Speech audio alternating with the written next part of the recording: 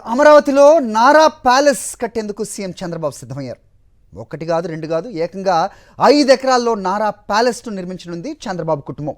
అధికారంలోకి రాగానే అమరావతిలో 50,000 మంది పేదల ఇళ్ల స్థలాలను రద్దు చేసిన చంద్రబాబు తాను మాత్రం 5 ఎకరాలు కొని అందులో ఇంద్ర భవనాన్ని నిర్మించేందుకు ఏర్పాట్లు చేసుకున్నారు.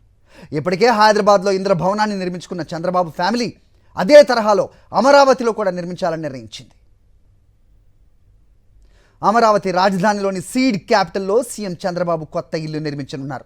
ఇప్పటి వరకు కరకట్టపై ఉన్న లింగమనేని అక్రమ నివాసంలో ఉంటున్న సీఎం చంద్రబాబు ఇప్పుడు సొంత ఇల్లు ఈ ప్రాంతంలో కట్టాలని నిర్ణయించుకున్నారు. వెలగపూడి సచివాలయం వెనక E9 రహదారి పక్కనే 5 ఎకరాల భూమి కొనుగోలు చేశారాయన. సుమారు 25,000 గజాల విస్తీర్ణంలో ఈ ఇంద్ర భవనాన్ని నిర్మించనున్నారు. గతంలో సిఐడి అటాచ్ చేసిన లింగమనేని అక్రమ నివాసంపై అనేక ఆరోపణలున్నాయి.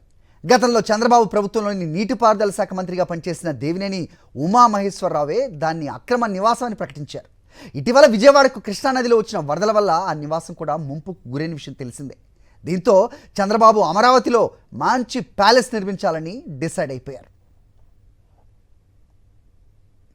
కళ్ళు చెదిరే షాండ్లియర్స్, ఇటాలియన్ మార్బుల్, విశాలమైన గదులు, ఎటు చూసినా కళాకృతులు, ముట్టుకుంటే మాసిపోతాయా అన్నట్లుండే ఖరీదైన సామాగ్రి, ఖరీదైన టెర్రస్, దానిపైన అరుదైన విదేశీ మొక్కలతో కూడిన పచ్చిక బయలు, ఇవన్నీ కూడా హైదరాబాద్ జూబ్లీ హిల్స్లో గతంలో చంద్రబాబు నిర్మించుకున్న ఇంద్ర భవనంలో ఉన్నాయి. ఇక్కడ దాన్ని తలదన్నేలా ప్యాలెస్ నిర్మించాలని నిర్ణయించుకున్నారు. అప్పట్లో అమరావతి నిర్మాణ పనులు చేపట్టిన సమయంలోనే హైదరాబాద్లో ఇంద్ర భవనం నిర్మించారు. ఆ ఇల్లు నిర్మించినప్పుడు కనీసం తన పార్టీ నాయకులను కూడా ఇంటికి ఆహ్వానించలేదు సీఎం చంద్రబాబు. ఇప్పుడు మళ్ళీ అమరావతి నిర్మాణ పనులను కొత్త టెండర్లు పిలిచి ప్రారంభించే సమయంలోనే చంద్రబాబు అమరావతిలో కొత్త ఇంటికి నిర్మాణానికి శ్రీకారం చుట్టారు.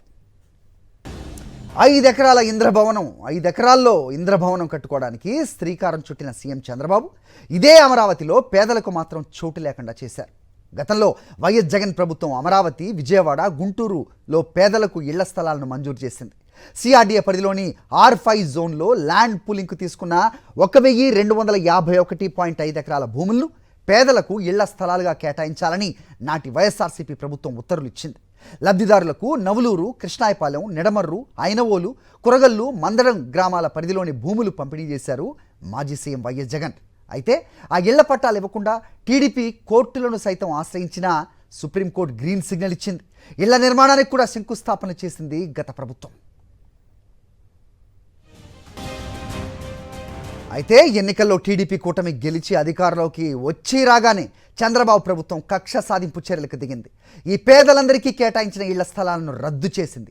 R5 జోన్లోనే కాదు, అసలు అమరావతి రాజధానిలో ఎక్కడా పేదలకు స్థానం లేదని మంత్రి నారాయణ ప్రకటించారు. మొత్తం ఇళ్ల స్థలాలను రద్దు చేశారు. లబ్ధిదారులంతా ఎన్టీఆర్, గుంటూరు జిల్లాల వారే అయినా వారికి అమరావతిలో చోటు లేదని తేల్చేసింది కూటమి ప్రభుత్వం. 50,000 మంది పేదలకు ఇళ్ల పట్టాలు రద్దు చేసిన చంద్రబాబు మాత్రం ఇప్పుడు అదే ప్రాంతంలోని 5 ఎకరాల్లో ప్యాలెస్ నిర్మాణానికి శంకుస్థాపన చేయటం చర్చనీయాంశంగా మారింది.